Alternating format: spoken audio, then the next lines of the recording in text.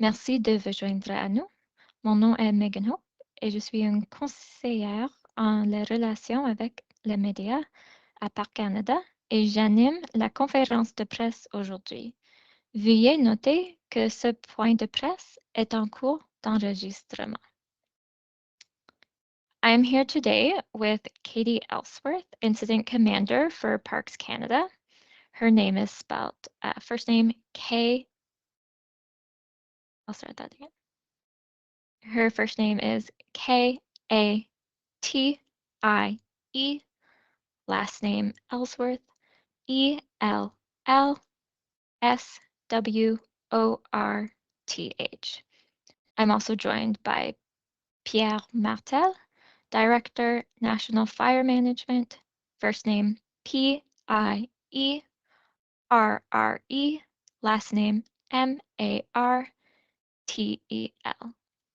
I am also joined by Richard Ireland, Mayor, the Municipality of Jasper, first name Richard, RICHARD, last name Ireland, IRELAND,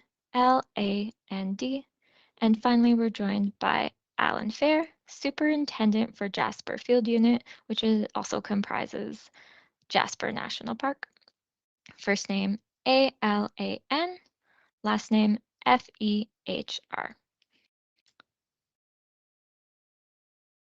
And I'll just repeat those in French. Je vais répéter ça en français. Donc, aujourd'hui, nous sommes joignés par Katie Ellsworth, commandante des interventions pour Parc Canada. Sa nom est appelé KATIE-ELLSWORTH.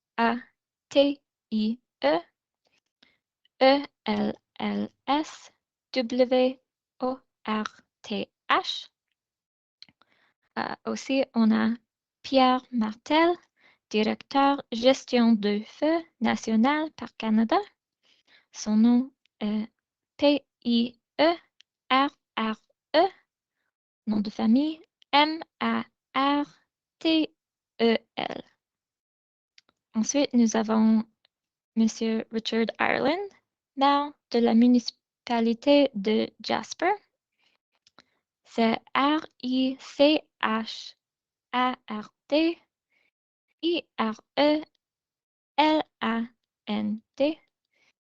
Et finalement, nous avons Alan Fair, directeur de l'unité de gestion de Jasper, ce qui inclut le parc national Jasper.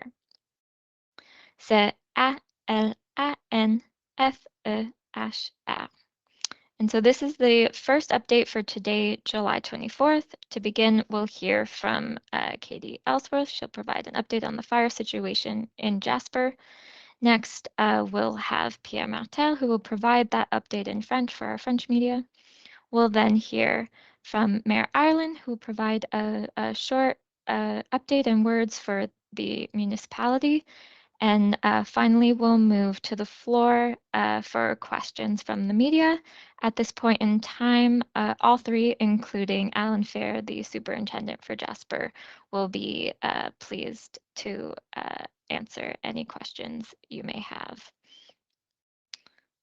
And so today we're going to start with Katie Ellsworth. Katie, the floor is yours. Nous commençons avec Katie Ellsworth. Vous avez la parole. Good morning, everyone. Thank you for joining us again this morning. As they've discussed, my name is Katie Ellsworth. I'm one of the incident commanders in our unified command structure, managing the ongoing wildfire incident in Jasper National Park. Jasper National Park and the Jasper town site still remain closed and evacuated due to the ongoing wildfire situation. We're currently managing 2 large wildfires near to the town site, and we are working in unified command. We're currently managing 2 large wildfires in Jasper National Park, and we're managing them in unified command between Parks Canada and the municipality of Jasper. As always, safety is the #1 priority for Parks Canada, and we're looking to keep everyone safe and protect the property of our main town site. Parks Canada is receiving support both from our national incident management teams A Type 1 National Incident Management Team from Parks Canada arrived today on site, and the incident management team that's currently managing the incident from Parks Canada will transition with this Type 1 National Incident Management Team, and they will remain in unified command with our partners from the municipality of Jasper.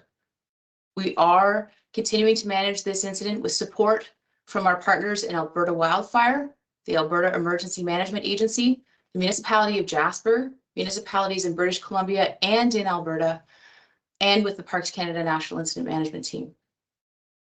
I do have an update today from the fire situation.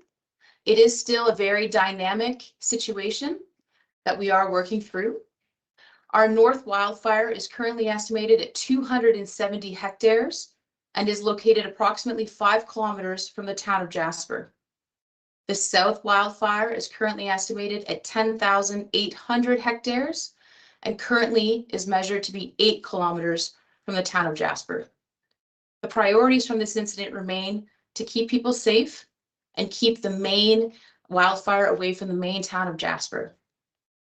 The North Wildfire, the one that's smaller, is located between the transfer station and the Jasper airstrip and is burning on both sides of Highway 16 to the north of the community.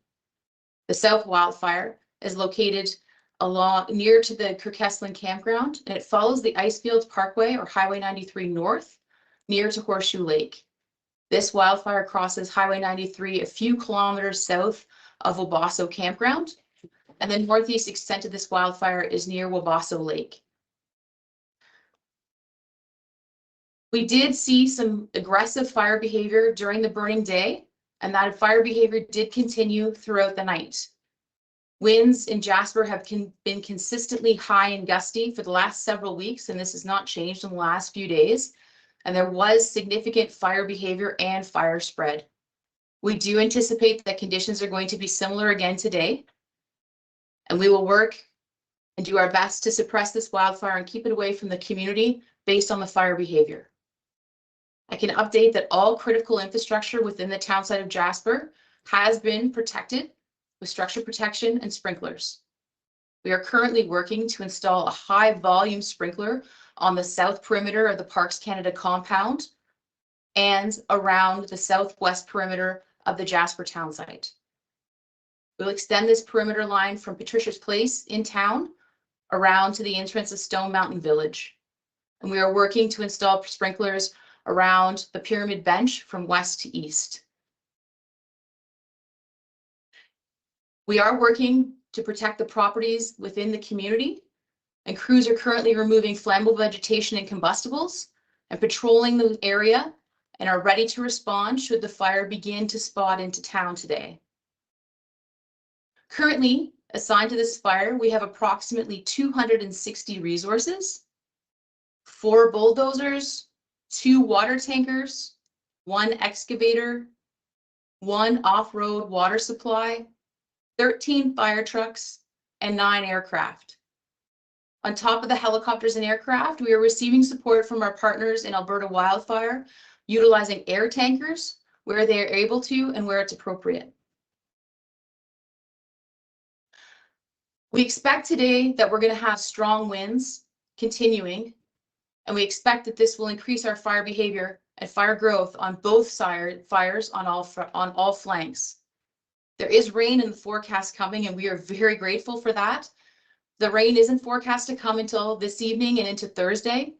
We do anticipate that if we receive the precipitation, we will see a reduction in fire activity. However, the rain doesn't count until it's on the ground, and there isn't enough rain in this forecast to control the wildfire.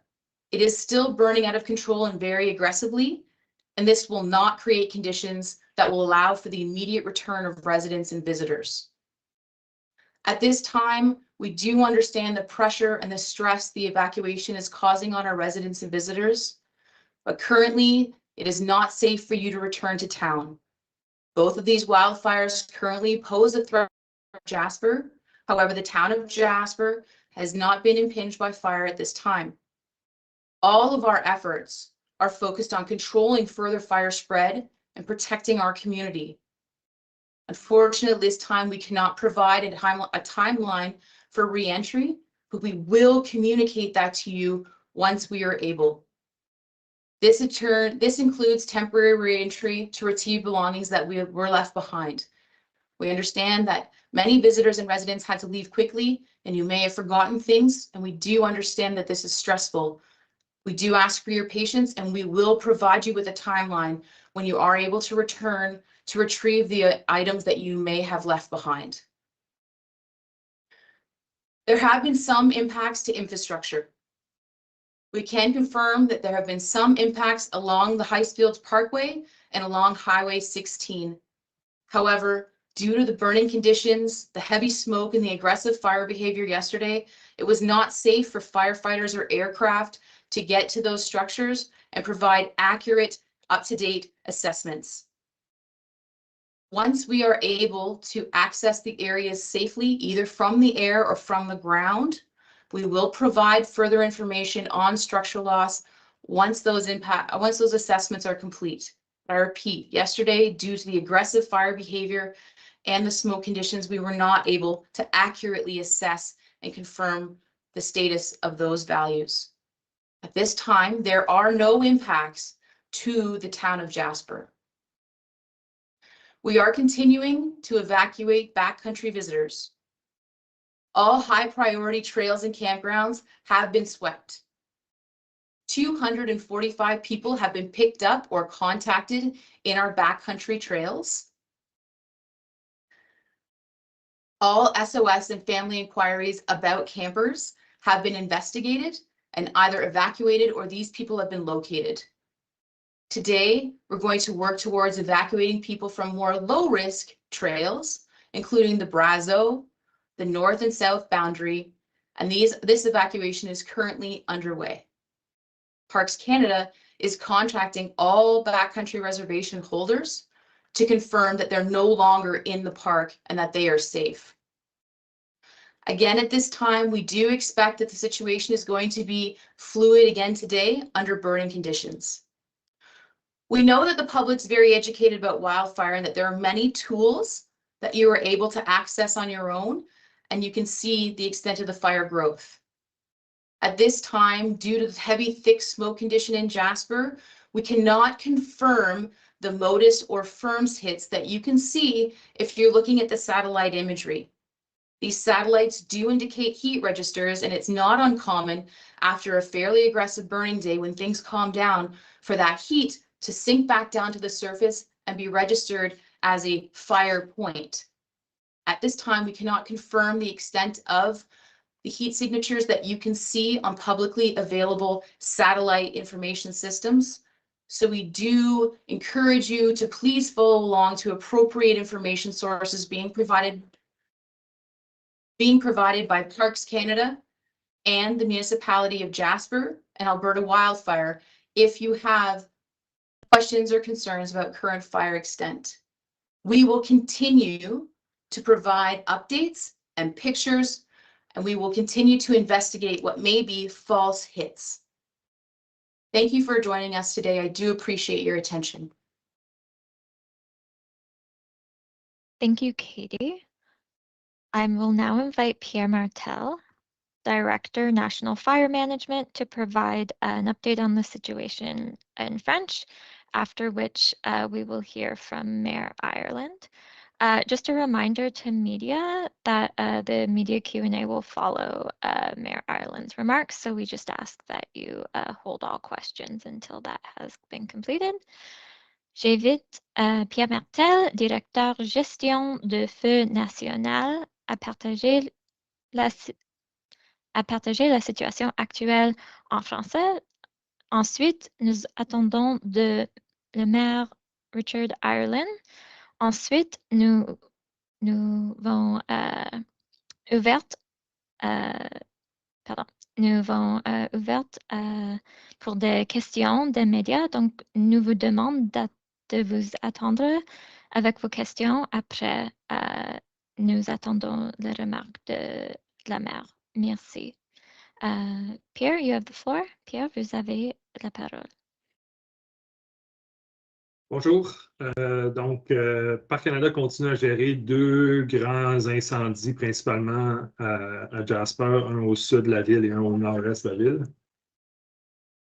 La situation est gérée en commandement unifié avec la municipalité, entre la municipalité de Jasper et Parc Canada.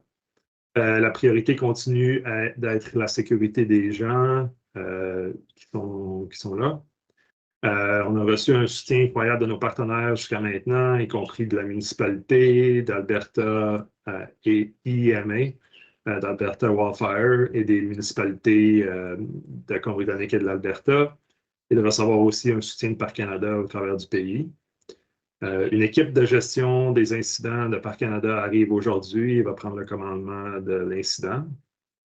Il y a eu entre 20 et 25 000 personnes là, qui ont été évacuées en toute sécurité, donc on est quand même bien content de ce succès-là. Au niveau de l'état actuel des incendies, il y a l'incendie au nord, qu'on appelle snaring, qui est situé entre la station de transfert et la piste d'atterrissage de Jasper des deux côtés de l'autoroute 16. Jusqu'à maintenant, la surface brûlée estimée à un minimum de 270 hectares. Puis le feu est situé à environ 5 km de la périphérie de la ville. Pour l'incendie qui est au sud, à Tabasca, l'extrémité sud de l'incendie se trouve près du camping Kerkesling. Il suit la promenade des glaciers là, le long de la 93 Nord, vers le nord jusqu'à proximité du lac Horseshoe. L'incendie traverse la 93 Nord à quelques kilomètres au sud du camping Wabasso.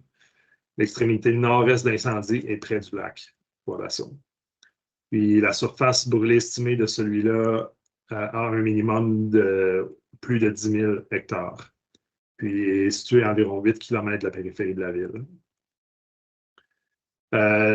Hier et pendant la nuit, là, le feu a progressé quand même significativement. Les vents ont été constamment forts et en rafale, ce qui a causé quand même une bonne activité et propagation importante des feux, surtout celui-là au sud.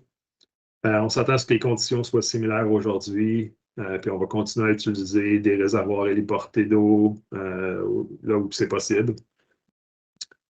Il y a eu des signaux MODIS, des satellites qui ont causé un petit peu de confusion.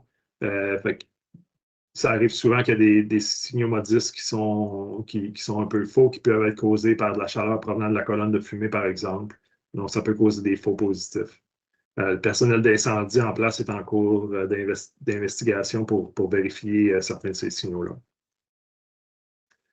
On a des gicleurs en ville et aux alentours pour protéger la communauté. Le personnel en place continue à travailler fort pour s'assurer de la protection de la communauté, y compris l'enlèvement de végétation à certains endroits clés. Donc, les efforts sont mis en place là, pour s'assurer de la protection de la communauté. Au niveau des prévisions pour les prochains jours, il y a un système météorologique de basse pression qui se développe aujourd'hui près de Red Deer, qui va apporter des périodes de pluie parfois fortes, on espère, mercredi soir et pendant presque toute la journée de jeudi, se terminant vendredi matin. Les vents les plus forts pendant cette période seront vendredi après-midi avec des rafales de l'ouest, sud-ouest pouvant atteindre 35 km/h. Point clé, c'est que bien que la pluie va nous aider à réduire la croissance du feu et permettre aux équipes en place de faire de la progression sur l'incendie, ça ne va pas créer les conditions pour permettre le retour immédiat des résidents et des visiteurs à Jasper. Il faut être réaliste sur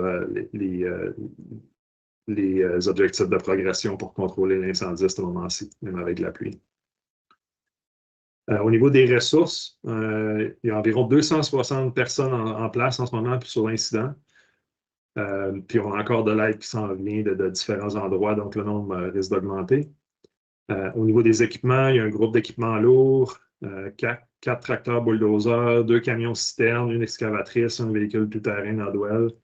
On a 13 autres appareils de lutte contre le feu. L'avion citerne est de retour aujourd'hui. On a reçu de l'aide hier avec les avions citernes d'Alberta Wildfire, puis ça se continue aujourd'hui. On va voir qu'est-ce qu'on est capable de faire avec les conditions météorologiques à ce niveau-là. Puis il y a 9 hélicoptères aussi sur place. En termes d'informations pour les résidents et les évacués, c'est sûr qu'on fait tout ce qu'on peut pour la protection des structures, toutes les infrastructures critiques, on fait ce qu'on peut pour s'assurer que toutes les infrastructures critiques sont protégées. On a un système d'arrosage de grande capacité de 12 pouces du complexe à l'entrée ouest de la rivière Miette. Il y a une ligne d'arrosage de Patricia Place autour de Stone Mountain et de Cabin Creek. On a une ligne d'arrosage le long de la propriété de Pyramid Bench d'ouest en est. Puis on continue la poursuite des travaux pour éloigner les matériels inflammables et combustibles des propriétés, donc enlever la végétation autant que possible où c'est nécessaire. Donc, les équipes de pompiers en place et les camions d'incendie patrouillent en ville et sont prêts à intervenir en cas de point chaud si nécessaire. En termes de l'accès à la ville pour les évacuer, à l'heure actuelle, avec les deux incendies qui représentent une menace pour la ville de Jasper, tous nos efforts sont concentrés sur la maîtrise de la propagation et la protection de la communauté. Donc, nous ne pouvons pas vraiment fournir de détails pour le retour des évacués en ville. Nous communiquerons à ce sujet dès que nous le pourrons. Tout notre personnel est actuellement engagé dans les efforts de lutte contre les incendies. Donc nous ne pouvons pas organiser des escortes, par exemple, pour que les gens retournent dans le parc pour récupérer leurs biens. Dès que possible, on communiquera un calendrier dans les jours à venir pour indiquer quand les visiteurs peuvent s'attendre à revenir récupérer ce qu'ils ont laissé. Ce processus sera probablement échelonné en commençant par les zones non affectées du parc. En termes de l'impact des incendies sur les infrastructures, certains impacts ont été constatés sur les structures le long de la promenade des glaciers et de l'autoroute 16. Les détails exacts de ces pertes n'ont pas encore été confirmés car le personnel de feu s'est concentré sur la maîtrise de la propagation du feu, encore une fois. Donc, dès que possible, Parc Canada partagera plus d'informations sur les pertes structurelles une fois qu'une évaluation sera réalisée. Un point clé, c'est que pour l'instant, il n'y a eu aucun impact sur la ville de Jasper. L'incendie du sud reste à environ 8 km de la ville. L'incendie du nord reste à environ 5 km de la ville. Pour une mise à jour sur l'évacuation en arrière-pays, tous les sentiers et campings prioritaires de l'arrière-pays ont été vérifiés pour les campeurs et les randonneurs. 245 personnes ont été récupérées ou contactées. Toutes les demandes de renseignements SOS et familiales concernant les randonneurs et les campeurs ont été investiguées et évacuées ou localisées. Aujourd'hui, l'évacuation des personnes dans les zones à plus faible risque, comme Brazo et des limites nord et sud du parc, va se passer. On continue de passer en revue toutes les inscriptions des évacués pour s'assurer que personne n'est laissé dans le parc. Donc, c'est la fin de ma mise à jour. Merci, Pierre. I now invite Mayor Richard Ireland to make a few remarks. J'invite Richard Ireland, maire de la municipalité de Jasper. Mayor Ireland, you have the floor. Mayor Ireland, vous avez la parole. Thank you, Megan, and thank you to everyone who has joined us. I just want to give a brief update from a community perspective with the hope that it will add some context to the excellent technical briefing that you've received from Katie and Pierre. Yesterday, I began by expressing appreciation and gratitude for the patience, the preparedness, and the responsiveness of all of our evacuees. So about 4,700 residents and another approximately 20,000 visitors. And it was their actions, their patience, their responsiveness that allowed the evacuation plan that we have developed over a number of years and ordered to be implemented yesterday. That was effective significantly because of the actions of the evacuees themselves. So credit to all of them. Today, though, I want to shift a bit of focus to the fact that despite the fact that the evacuation is over and people have been evacuated, there are a few people, critical people, staying in the community. As Katie indicated, the resources on the ground, the local resources from municipal staff and Parks Canada have been augmented by other responders coming from throughout the province and from other national parks across the country. Those people come into our community at a time when most of our residents and our visitors are asked to leave and ordered to leave. But they too need support. And so a core group of people, including residents from all walks of life, small business owners, employees, managers, perhaps owners of larger businesses, have stayed behind to supply necessary supports to those first responders. And they provide food, shelter, accommodation, all the things that those people need while they're there protecting our community. And appreciate that these people who have stayed behind are not professionals. They are not trained for this particular role. 48 hours ago, they perhaps had no expectation at all that they would be thrust into this particular role. And for those of you who have seen video footage or photographs on social media, it truly is a daunting experience. And yet they stay, I'm sure, filled with anxiety, but working to support those who are protecting our community and protecting lives. It is absolutely stupendous work. And I want to take this opportunity to let you know that that effort is going on in addition to all of the technical expertise on the ground and in the air and elsewhere fighting the fire.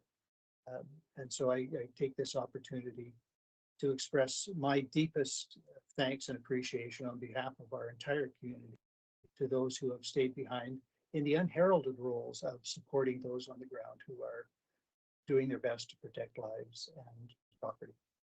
I am certainly open to address any questions that you may have concerning the community impacts, but I invite you to direct your questions on all technical issues to the technical expert from Parks Canada. Thank you for that. Thank you, Mayor Ireland. So before we open the floor to questions, I will just go over a few housekeeping things so you're aware as to how the Q&A session will work. So for media who are joining us online, please use the hand raise function you have at the top of the screen if you have a question. For media who are joining us by phone, to raise your hand, you'll press *5. We ask that you keep your questions to one question and one follow-up. Before asking your question, please state your name and media outlet. When you have a question, please wait for me to call on you. You can also use the chat function to ask your question. If we do not have enough time to answer any of your questions during this session, we will follow up with you after. I will now repeat this information in French before opening the floor to questions. Avant de passer aux questions, j'ai quelques annonces d'ordre administratif. Pour les médias qui se joignent à nous en ligne, veuillez utiliser la fonction « Levez la main » si vous avez une question. Pour les médias qui se joignent à nous par téléphone, veuillez utiliser *5 pour lever la main. Nous vous demandons de vous en tenir d'une question et à un suivi. Avant de poser votre question, veuillez déclarer votre nom et votre bureau de presse. Lorsque vous avez une question, veuillez attendre que je vous nomme. Vous pouvez aussi utiliser la fonction chat pour poser vos questions. Si nous n'avons pas assez de temps pour y répondre, nous ferons le suivi avec vous après la séance. Nous allons maintenant prendre les questions des représentants des médias. I will now open the floor to media. So our first question is from Lisa Johnson, the Canadian Press. Lisa, you can unmute yourself and ask your question. Great, thanks so much. Can you hear me okay? We can, yes. I think this is for Katie. Thank you for all the information you're providing today.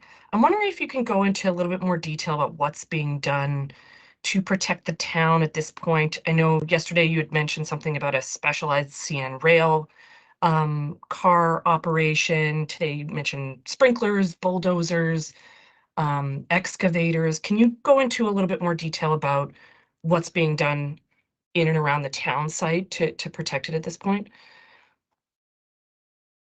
Good morning, Lisa. Thank you for your question. Currently, our priority is to keep the main extent of the fire away from the Jasper town site. So we are working very hard to protect the community. Within the actual boundary of the community and the town site, we have fire crews again today working, going through our neighborhoods, and they're applying fire smart principles. So removing brush, removing propane tanks, trying to clean up people's yards to make sure that it is as fireproof or fire resistive as we can. They're removing flammables and combustibles. They're mowing out some of the brushing areas. They're going house by house, much like our RCMP members did yesterday when they went door knocking. More broadly to the outside of the community, we have a high volume 12-inch sprinkler system that's currently being installed as we speak. And it's being located at the southern part of the community where that more southerly fire is closest at this point. We don't have any indication at this time as to when that installation will be complete or that system will be up and running. These things do take time, but I assure you, these specialists are working very quickly and very hard and long hours to get that put in. We are also planning other sprinkler lines up towards the western flank of our community near the Pyramid Bench area. Some people will know that's going to extend from west to east to protect the properties and the infrastructure up there. Again, these lines take time and our crews are working as hard and as diligently as possible. We're in the process of planning where we can most efficiently and effectively install fire guards using that heavy equipment that you listed, bulldozers and excavators. Fire specialists are currently planning those lines out. I anticipate those plans will be ready by the end of this afternoon so that we can start putting in those containment features to the southern flank or wherever they get planned to be, most likely in the southern portion or in the community before, in the next coming days. Again, these things take time for them to sort of work through. We can confirm that all critical infrastructure within the town site and all Parks Canada critical infrastructure, our water treatment facilities, our wastewater treatment facilities, our backup generators, and our 911 dispatch center, as well as locations for the incident command staff to remain throughout the fire operation, have been protected with sprinkler systems. And we are working with CN. They do have, like you said, that specialized water train car that's patrolling the tracks to the north of the community. And sort of they're using that to extinguish spot fires where they're able and to cool down some of the heat along the tracks so that CN is able to resume their operations today.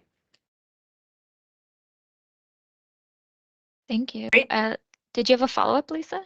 Thank you for that. Yeah, and I know you mentioned that there's some infrastructure that's been impacted along Icefield Parkway and along Highway 16, and I understand that you can't provide accurate assessments of what that impact is right now, but can you tell us what that infrastructure is? Are we talking about power lines or facilities? Can you give us any details about that? Thank you, Lisa. Again, we do have some impacts to infrastructure along the Icefields Parkway and along Highway 16. However, because of the heavy fire behavior and significant smoke yesterday, we aren't able to confirm what has been impacted. We're hoping that those assessments will be completed accurately today so that we can share more up-to-date and accurate information. But as this is a dynamic and evolving situation, things are changing minute to minute. We can confirm that, typically there is infrastructure down there that could consist of Parks Canada facilities, campgrounds, day use areas, washroom facilities, picnic areas, as well as power lines, like you said, and there are a few other facilities down there that we can confirm that usually are located down that way. But again, we can't confirm at this time what's been impinged or impacted and the level or extent of those impacts. So until we can fully provide accurate and up-to-date information, we would like to just sort of keep it to there are some impacts. And until we can provide that up-to-date information, we will provide you accurate and up-to-date information as soon as we can validate what's going on in that area based on our fire behavior and the smoke in the area. Thank you. Our next question, notre prochaine question est de Charles Delisle, Radio-Canada. Charles, à la parole. Hello, bonjour. Charles Delisle, Radio-Canada, Alberta. I'll ask my question in English, but if I could get an answer in French as well, that would be great. We got some info about some people that didn't necessarily receive an alert on their phones, tourists more specifically, and I'm asking because when you receive an alert, is it for the zone concerned, and what's in place to ensure that this kind of situation doesn't happen again for people that don't necessarily receive the alert? Merci pour la question, Charles. Because this is an Alberta emergency alert, I'm going to defer this question to Mayor Ireland, as this was managed within the municipal communications structure. Thank you for that, Megan, and thank you for the question. And sadly, I will not be able to provide you a response other than in English.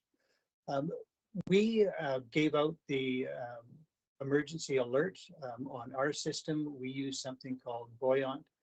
It has come to my attention that some subscribers to that service did not receive the messages that we thought that they had received.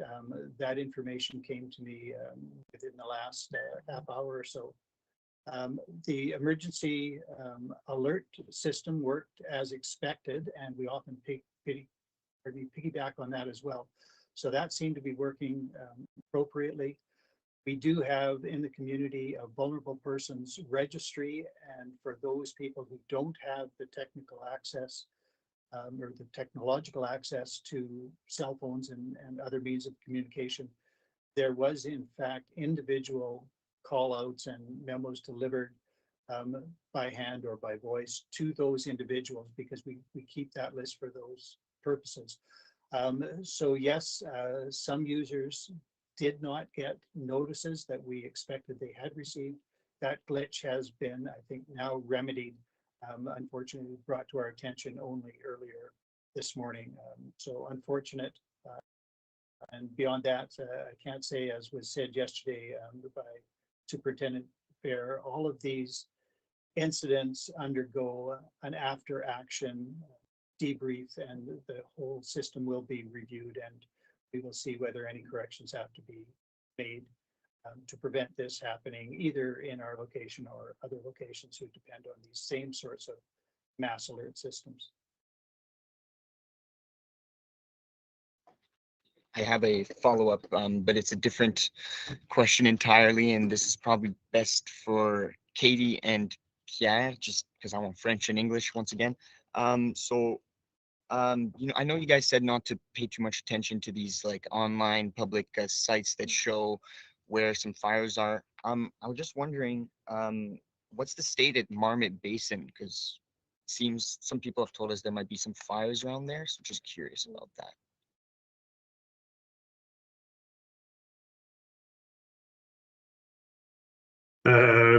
Oui, ça fait partie de ce qu'on parlait tout à l'heure, des signaux qui viennent des satellites, qui parfois on ne peut pas se fier à ça. Il peut y avoir des effets avec les rochers, avec les roches. Fait que souvent dans les montagnes, les signaux satellites pour les feux on peut avoir comme des faux positifs. L'équipe travaille aujourd'hui pour s'assurer de confirmer absolument qu'il n'y a pas de feu à cet endroit-là. Mais les rapports initiaux qui ont essayé de confirmer, c'était qu'il n'y avait pas de feu dans le Marmot Basin. Thank you. Thank you, Charles. And we'll look into the possibility of getting a version of Mayor Ireland's statement for you in French. We'll follow up with you on that. Thank you. Our next question is from Michelle Bellefontaine from CBC. Michelle, you have the floor.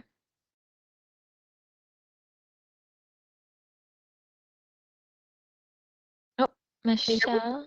Oh, there you go. Yeah, we hear you now. Perfect. I forgot to tell you to unmute. My apologies. That's okay. My question, I think, is for Katie. Katie, you indicated that all the front country campgrounds have been swept, and 245 backcountry campers have been picked up and located along the trails. And the next step is to evacuate people from more low-risk trails today. Can you give us a sense of the numbers, what areas, and the process for that to happen? And particularly in the southern part of the park, are you getting help from your colleagues in Banff? For sure, Michelle. Thank you for your question. Jasper is a big national park. It's the largest of the mountain national parks at 11,000 square kilometers, and there's a very significant trail system. Parks Canada, in Parks Canada and Jasper National Park, you're required to have a permit and a reservation to utilize the backcountry and front country travel camping system and campgrounds and trails, pardon me. So what we've done is we've connected with our visitor experience team, and we have pulled all of the reservations in the area for the timeframes that we're looking at. The other side of our visitor experience team has also contacted and unfortunately canceled the incoming campers. So hopefully we're keeping those people from coming in. But we've reevaluated and we're getting a sense and understanding who's accessing what trails at what time period and who those individuals are. Because if you've observed with Parks Canada, you know that we have to put all your information in, including what your tent looks like and how many people in your party. Our backcountry evacuation team is using helicopters, a couple of helicopters. I believe today they have 2 assigned to them. However, you know, based on the fire behavior and our primary objective of keeping the main fire behavior away from the community of Jasper, sometimes it's 1 helicopter if we need the other one to go and bucket the main fire.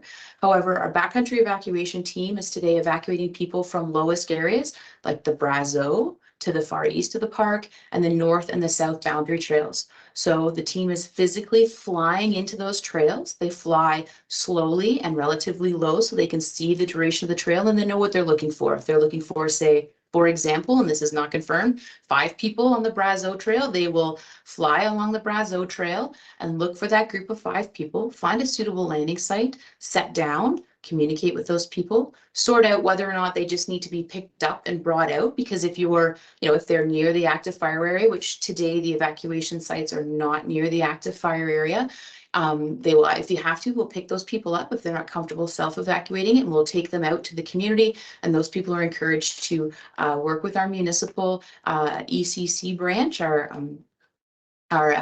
evacuation branch, and go to the reception center and sign in and evacuate like everyone else has been evacuated from the community. If those people on those trails are comfortable and their direction of travel is sort of away from the main fire, we're encouraging those people to through hike and just hike out quickly on their own and sort of evacuate the community or evacuate the national park along the trail on foot. So those communications are ongoing right now, and we do anticipate that those personnel or those people who are hiking in the backcountry or those evacuations will be completed today.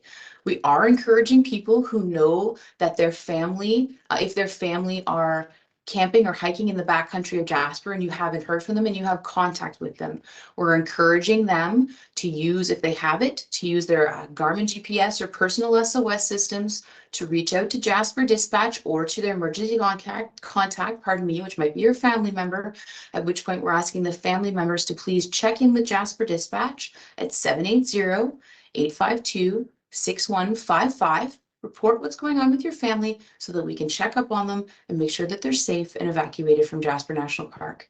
We are encouraging people too that once they have been evacuated, that we check in properly at the appropriate reception center so that we can make sure that you're safe and ensure that you're safely evacuated from the town site at this time. And just as a follow-up, Katie, do you have any numbers on who might still be out there? I can confirm right now that we have evacuated 245 people, like I have said. I don't have the exact numbers at my fingertips at this time, unfortunately. We will have those numbers for you either at this evening's briefing or tomorrow morning's briefing once that evacuation has been completed. However, I do know, because I have seen it, we do have a list of what the backcountry reservations look like for the time periods that we're looking at. However, we do know that there's a good, a decent portion of people who just decide to no-show or cancel out, and we don't know. So it is not, succinct, but anyone who's currently in an active reservation, we're checking up on. So even if you decided to no-show, or if, you decided to turn yourself around and didn't tell Parks Canada, we are still looking for those personnel. So I can confirm 245 people. I'm not positive how many are left today, but I know that the evacuation team does know, and they're out, like I said, looking for to evacuate the people in the Brazeau and the north and south boundary trails, which are a lower priority due to their distance from the active wildfire area. Okay, thank you. Thank you. Our next question is from Bob Covey, the Jasper local. Bob, you can unmute yourself and you have the floor. Hi, folks. Thanks so much for this. You're doing an amazing job. My question is for Mayor Ireland. Richard, could you please just give a little more detail on those non-technical folks you spoke of? Who are they and what roles are they playing? How many people are we talking about, please?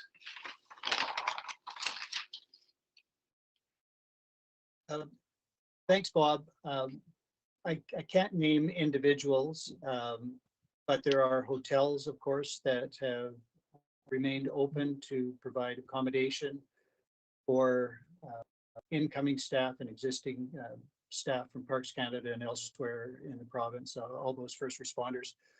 I could use one name, I suppose, that you would recognize, but not everybody else would. But Glenda has remained open to provide food. So for those others who are listening, a sole proprietor in a very visible spot in town at our emergency evacuation center, providing food to those who need it. But there will be municipal staff dealing with infrastructure needs, because those people still in town need the services that would normally be provided by any municipality, so water and wastewater and that sort of stuff. I can't give you an entire list, Bob, but you get the picture. It's a select small number, and they are there doing the work that needs to be done to support the first responders and others who remain in the community for essential work. Thanks so much.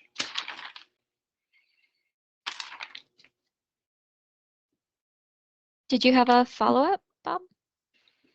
My other question was to Katie, and I think it's been answered, but I just to make sure, I'll ask it anyways. I was curious about the excavator and dozer work that is planned. Has any of that started? If so, where is that happening? And can you elaborate a little bit on how putting up that containment line works, please, Katie? For sure, Bob. Thanks for asking. Right now, we are working in planning on installing a dozer guard to the southern portion of Jasper town site, so along the south part of the town. At this point, I don't have a finalized location other than beyond it's to the southern point of town, because that's where we do anticipate the most risk to the wildfire, from the wildfire, pardon me. They are in the planning phase. I anticipate that plan should be completed by midday or towards the early afternoon, so that our bulldozers and excavator team can get working on that. And typically it's not uncommon for those resources to work in the overnight hours when fire behavior is lower, so that they can have those features ready for containment the next day, the following operational period.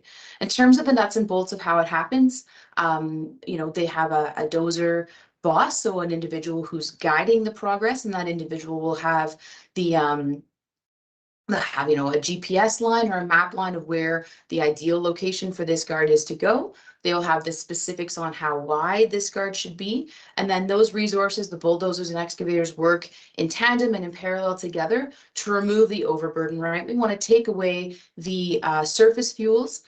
So get right down to mineral soil. And in many places in Jasper, we don't have a lot of that sort of duff layer, that sort of organic layer. It's quite thin. So they'll be removing that organic layer so that it gets right to mineral soil, so that we can ensure that the fire may not spot, it's a spotting. It will remove the potential for spotting into those areas. So even if it spots, it lands on the dirt, there's nothing to combust, the spot dies out. Again, I don't have the finalized information as to where the line goes. We want to be very strategic about where these lines go, so that they're most effective and least impactful to the town site and the ecology of Jasper National Park. However, at this time, our main priority is the protection of the main town site and the community of Jasper. So we're working with all the tools in our tool belt as fire management personnel, so that we can ensure that the community is protected. Really appreciate that, Katie. Thanks, everybody. Thank you. Our next question is from Nav Sangha, CTV News Edmonton. Nav, you can unmute yourself. You have the floor. Hi, I have a question for the mayor. There was some confusion, obviously, yesterday. People were told that the fire was 5 hours away, but that was actually the amount of time they had to evacuate. Minister Ellis says that information came from the municipality. Just wondering what happened.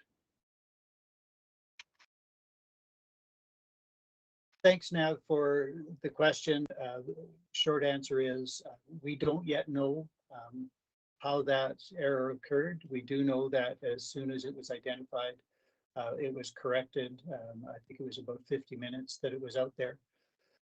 I can speculate about how that might have occurred.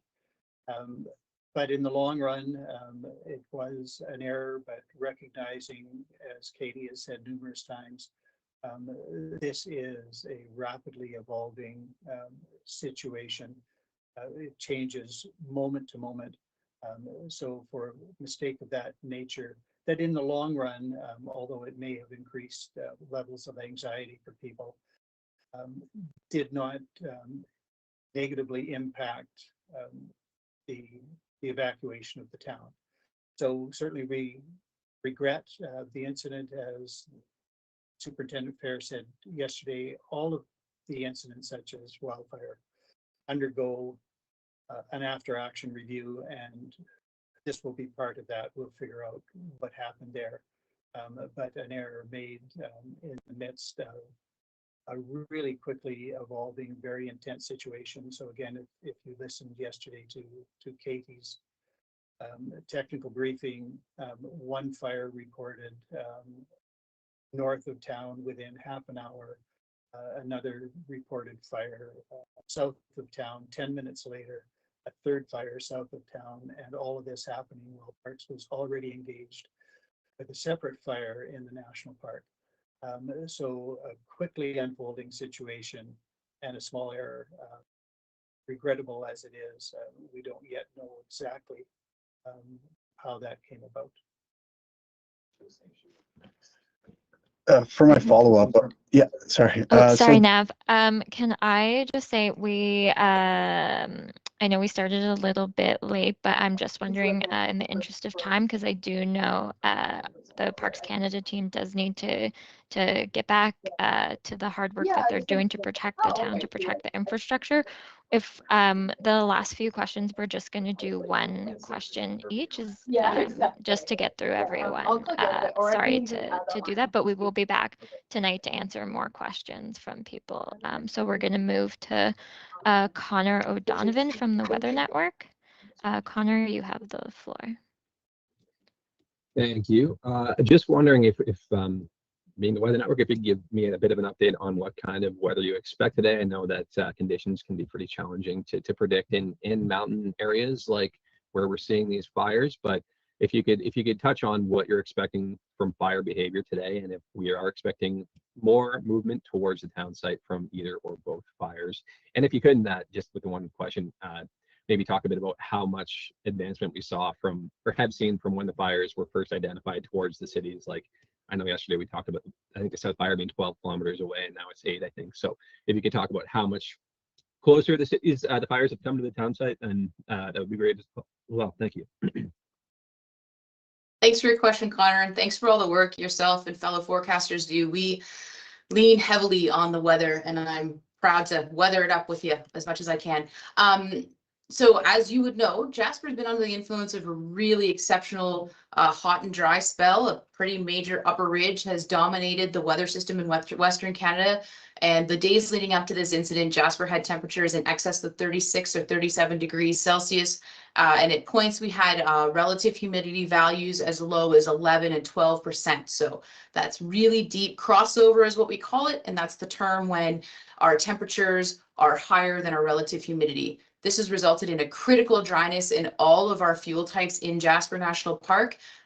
Even walking around in one's yard, the grass is very crispy and brown. You don't want to walk without your shoes on, which leads it to a critical dry position where we instituted a fire ban on July 12th in Jasper National Park to ensure that our ignition sources, mostly human ignition sources, are removed from the area. Overnight, 2 days ago, we did have a lightning outbreak, and it was so dry that the lightning ignited several fires in the South Valley of Jasper, in the north of Jasper, we suspect, and these fires instantly caught due to the exceptional dryness. And then, as you well know, we were experiencing a cold front passage that evening, and we had winds gusting upwards of 50 kilometers an hour. I haven't had an opportunity at this point to read the weather station information from Jasper, but it's an Environment Canada weather station, so I'm sure you're able to access it. But sustained winds were probably in the 20+ km/h range, which resulted in very aggressive blow-up fire behavior and resulted in these wildfires growing from, you know, an ignition source to upwards of, we're estimating 100 hectares in minutes, half an hour, maybe 2 hours, which for anyone who follows fire behavior and weather, you know that it's blow up exceptional fire conditions. Today, we are still under that influence of sort of a frontal passage, I believe, and we are still expecting some strong winds to come in. The last spot forecast I received that we're getting from the provincial fire behavior desk from our partners in Alberta Wildfire indicated that wind shifts were coming for us. Last night, the winds were slower and from the southeasterly direction. I believe today they're supposed to hold to the southeasterly, but I apologize. I've not seen the spot forecast out this morning, but we do anticipate some gusting winds coming ahead of what we're hoping for is a precipitation or rain event. It does look like we're going to return to a little bit more seasonal or lower seasonal conditions Thursday and Friday. So we are hoping that that will reduce the overall fire behavior, but the gusting winds that have been forecasted for the broader area, and then that combination of our, you know, our mountainous terrain, which funnels the wind as it comes through. If you've got winds gusting to 50 kilometers in the flatlands, it hits a funnel and it can really speed up. So we really are, you know, dealing with the effects of that gusty winds. In terms of fire growth, you're right. Today's most recent estimates are that the fire to the south is approximately 5 kilometers from Jasper, and the fire to the north is approximately 8 kilometers from Jasper. Yesterday morning, there, you know, the fire to the south was 12 kilometers away, so approximately 4 kilometers of northward progression in that fire, and several, you know, about, off the top of my head, I don't want to spread, you know, made up numbers. So we are seeing backing fire behavior in that north wildfire. And at this point, we have identified that the south wildfire is located approximately 2.5 kilometers from the Valley of the Five, which is quite a popular hiking trail in Jasper National Park. So we are seeing fire progression. Again, it's an evolving and very dynamic situation, and the fire perimeters are changing minute by minute and drastically changing hour by hour. We're doing our best to get the most up-to-date information that combines both satellite imagery as well as perimeters and points of where the heads of the fire are, because there can be multiple heads at any point, with our helicopter resources. However, at this point, when the smoke is very thick and the fire is very aggressive, we're just not able to safely fly with those resources. We are hoping that with the downtrend that's coming in close to the weekend, that we're going to see a reduction in smoke and fire behavior, and that we're going to be able to get more accurate numbers that we can share publicly. Until such time, we are just sort of getting estimates and doing our best to provide the most up-to-date information in this really dynamic situation. Thank you. So just mindful, we have about 7 minutes left. Our goal is to get to everyone, but if we can't, again, we'll be back later, or you can send your questions to Parks Canada and we'll try to get back to you. Our next question is from Sarah Offen, Global News, Calgary. Hi there. Thanks for taking my question. I'm at the campground in Vail Mountain. I've been speaking with residents, you know, some of whom, for example, like have a restaurant that's, you know, located along Highway 93 and are very concerned about, you know, getting word that some structures have burned and not knowing what they are. Well, I appreciate you can't answer those questions. I'm just wondering if you're able to glean any more information in terms of what kind of structures those are, if it's some private property that's burnt as well, and as well as if you can confirm the Palisades Center is something that has been rumored to have burned, and just wondering if we can get definitive confirmation either way. Thanks for your question, Sarah. My heart goes out to those people who are in Valemont. My family was in Valemont last night too. At this point, we can't accurately confirm the impacts to the infrastructure on the highway. I can tell you to pass on to those business owners that as soon as we can confirm accurately what the state and the impact to those private businesses are on Highway 93, Parks Canada will directly contact them and provide them the updates that we're able to as soon as we know the impacts specifically. Like I said the other day, it's really dynamic and we're really unable to safely access those areas and provide accurate updates to those individuals. And we really don't want to be spreading misinformation or, providing people information that's not accurate at this time. In terms of the Palisade Center, we can confirm that it has been impacted again because of the fire behavior yesterday. We don't know the extent of those impacts. It's very, very smoky in Jasper here today. We are hoping to be able to confirm those impacts as soon as we can so that we can share that information both to the broad public and with the business owners. But we do ask for your continued patience. I can only imagine how challenging this is for those individuals, and our hearts go out to you, but we are doing our best to figure out specifically what's happening so that you can better understand specifically to your own situation. Once we have that, Parks Canada will reach out to you directly. Thank you. And I see there's a couple of questions in the chat as well asking you to confirm. I would say like that response is the same for those infrastructures as well.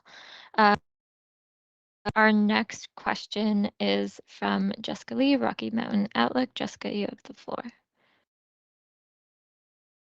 Hi, thank you. I appreciate there was some information shared on this already, but regarding those people that are still on the ground in Jasper and generously helping first responders, are they still being asked or encouraged to leave for safety reasons? I just want to reiterate, it's been said a couple of times, but this is a dynamic and evolving situation. So will there be a continued effort to evacuate those folks that are still in Jasper? The safety of people, both first responders, the public, residents and visitors, and our support staff is always our #1 priority. Just prior to this media briefing, the incident command team, myself, the other fire unified commanders were discussing how we're going to proceed with our non-essential support staff. We're working on a plan today based on the forecasted fire behavior and fire progression that we're receiving from the Provincial Fire Behavior Analyst Desk from Alberta Wildfire. And we're going to communicate to those individuals specifically to provide them with the most up-to-date information we can. We certainly aren't requiring people who are uncomfortable with the ongoing situation to remain in the community. But again, like Mayor Ireland said, there are about 260 personnel who are supporting this incident and working on the ground with these fires. We need to have them fed. We need to have supplies at the grocery store. So we are working with those people to ensure that the operation can keep moving. Our logistics team is huge and those logistics make all the difference. But again, we're going to share those information pieces as we come up with the remainders of the non-essential firefighting staff based on an abundance of safety and the weather forecast and our most up-to-date recent fire behavior forecasts and progression maps. And once we know, we'll be able to provide that information to those individuals. And if they're comfortable remaining and it's safe for them to do so, we will request them to do so. If it is not safe and or they're not comfortable, we will encourage them to seek shelter and safety outside of the community and evacuate safely and efficiently. Thank you. Thank you. Our next question is from Matthew Black, Edmonton Journal. Matthew, you have the floor. Oh, hello. Earlier someone asked about Marmot Basin and the reply was in French. I was just hoping I could get that information in English, please. For sure, Matthew, I'll do my best. Pierre Martel is a very, very smart fellow and his French is very quick for me to follow. At this point, we can't confirm any impacts to Marmot Basin. I do know that there are satellite heat signatures near Marmot Basin, but like I spoke about earlier, it's not uncommon after a very, very active fire day for those fire plumes, the columns of smoke that people I'm sure can see in places to sort of collapse on themselves and spread that heat over the landscape. So I cannot confirm any impacts to Marmot Basin at this point. And like I've said several times, as soon as it's safe for us to fully assess and provide the most up-to-date and accurate information, we will do so. But at this time, we cannot confirm impacts. And at this time, it's very smoky and not safe for us to fly in that area. Once it is, we'll confirm and spread the information through our official channels as quickly as we can. Thank you. So this brings us to almost at an hour. We have one more question. So I'll hand the final question to Kelly Kreiderman, the Globe and Mail. Kelly, you'll be our last question. Thanks. Hi there, thank you. I was just wondering if somebody could contextualize this fire in terms of the fires that have been seen in Jasper in decades past. Is this the biggest we've seen in recent memory? Is anybody able to speak to that? Good afternoon, Kelly. Thanks for your question. I can confirm that at this point, this wildfire is estimated at 10,800 hectares. For those of you who were with me during the Chenamin Mountain wildfire in 2022, the final size of that fire was estimated at approximately 6,000 or 6,300 hectares. I apologize, the number's not off the top of my head. This wildfire is significantly larger and more aggressive than the wildfire we've seen in the last several years. There is one wildfire that we know is larger in the recorded fire history in Jasper. Its fire size was approximately 30,000 hectares, 32,000. Again, I'm sorry, I'm estimating at this point. So we can confirm that this wildfire is significantly larger than the Chenamin Mountain wildfire that we managed during 2022, late in the season. The difference between this one and the Chenamin wildfire is this one has much closer proximity to the community. Thank you, everyone. So that concludes our media Q&A and latest update. We will provide more information on the one for this evening. So pay attention to your emails. And if you have questions in the meantime, please email pc.media@pc.gc.ca. And we'll get back to you as soon as possible, recognizing that the situation does change as we evolve. Thank you, everyone. Merci.